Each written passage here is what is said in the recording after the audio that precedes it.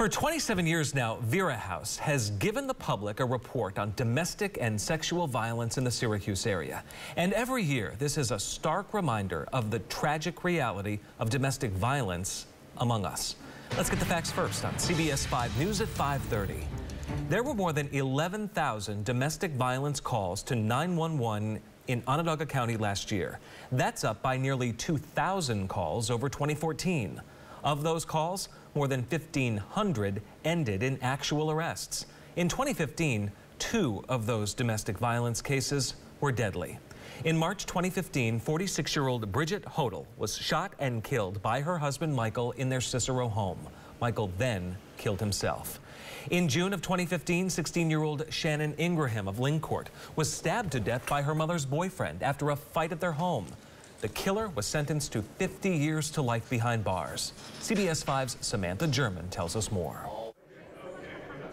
Stories of victims were on display around this room at the Sky Armory today during the 27th annual Vera House report on sexual violence. We know it touches all of us as community members. Instead of coming forward and seeking justice, I internalized. For Alexandra Gilliland, sexual abuse touched her personally.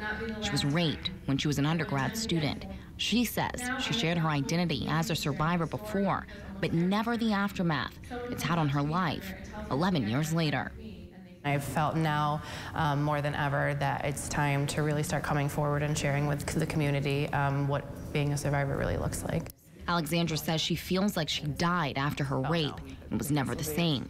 She's gone through failed suicide attempts, heavy drinking, and self-destruction, like cutting herself. I was diagnosed with post-traumatic stress disorder, and I also do have depression and anxiety. So, I do write a lot about that. I write for a blog called The Mighty.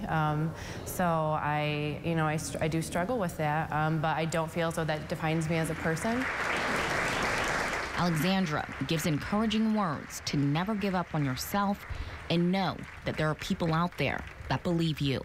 I know what it feels like to have a day where it just feels like everything is kind of caving in, but to continue to keep going, that you're still a person, and that the person that hurt you they don't deserve to take yourself away from you.